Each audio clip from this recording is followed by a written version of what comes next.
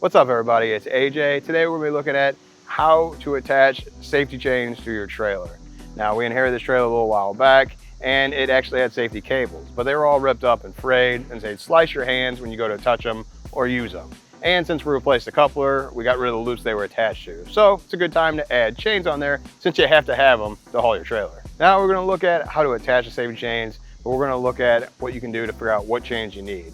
First thing you're going to look at is weight capacity. So two things are going to come up when you look into weight capacity. That's going to be working load limit, which is the strength of the chains on a normal load. It can also be called weight capacity for the chains. And there's also going to be a break strength. And that's usually 3 times what the chains can handle before they break. Next thing you want to figure out is the gross trailer weight rating. So that is going to be your trailer plus your cargo on there to see what kind of chains you need. You need your chains to either match or exceed that number. And that's both chains put together. So for example, on our trailer, we got 2 chains that are rated, have a working load limit of 5,000 pounds. So together it's 10,000, which exceeds the 7,500 pounds that our trailer needs. Once you've chosen what you're going to use, we pick chains. You want to figure out the exact length you need.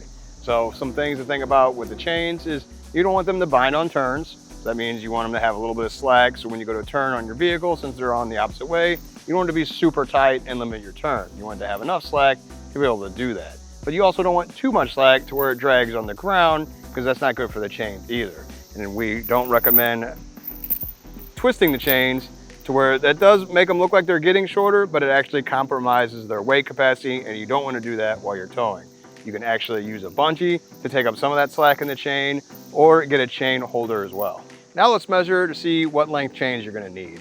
So what I'm going to do is take a tape measure, go to the safety chain loop, about the center of it, and go to the other side of the trailer to get that measurement. You see, if you go underneath, it's a little bit easier to read the tape measure.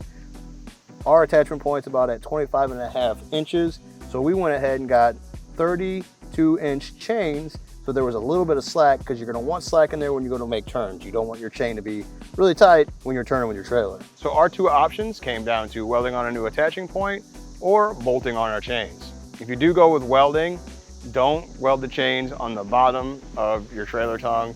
If it was to come disconnected from your vehicle, even with a guard down there, there's a possibility it could grind that completely off and the chain, and that's not going to be good.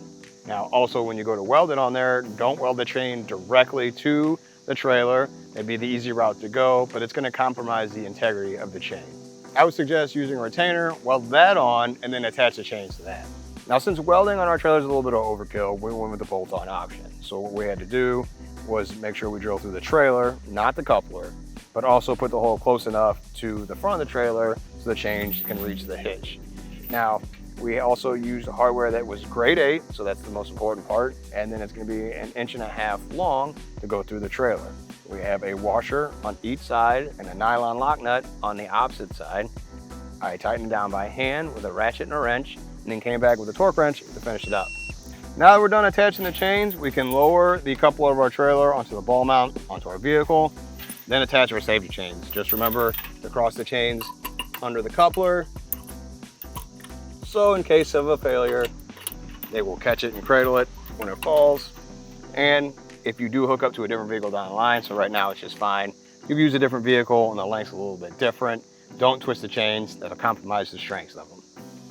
Hopefully this video showed you it wasn't too bad to replace the safety chains on your trailer. You can do it yourself. Hey, thanks for watching. If you want to see more videos of ours, we got plenty of content. Each trailer is all about helping our neighbors with whatever problems they have. If it's making install videos to show them how to put a hitch on their vehicle, or answering questions for them from the experts, or even when you call in and ask us questions, we're here to help with your adventure.